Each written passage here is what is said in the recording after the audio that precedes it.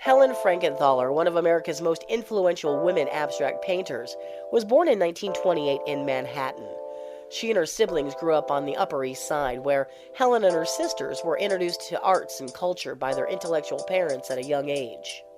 Her career was launched in 1952 by the work Mountains and Sea, a large painting that appears to be watercolor, however, is in fact in oil.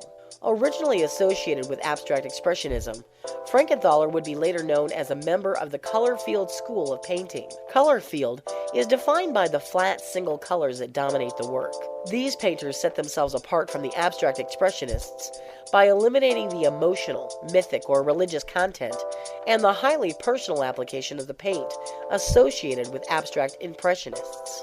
Frankenthaler pioneered the technique called soak stain, which required diluting oil paints with turpentine so that the colors would soak into the canvas.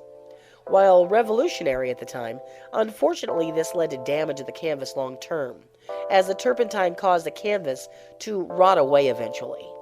She used sponges and even windshield wiper blades to create the effect, manipulating the canvas to be visually flat. Unlike many female artists of her time, she did not consider herself a feminist. In fact, she said, "For me, being a lady painter was never an issue. I don't resent being a female painter. I don't exploit it. I paint."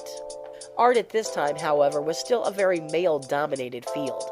Some critics criticized her work, calling it sweet and poetic, and other terms often associated with females. But admirers appreciated her gift for freedom and spontaneity. From 1985 to 1992, she served on the National Council of the Arts of the National Endowment for the Arts.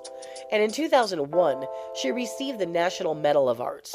She stirred controversy in the 1980s due to her disagreement over funding of individual artists. She felt that artists such as Andre Serrano and Robert Mapplethorpe reflected a trend in which the National Endowment for the Arts was supporting work of an increasingly dubious quality.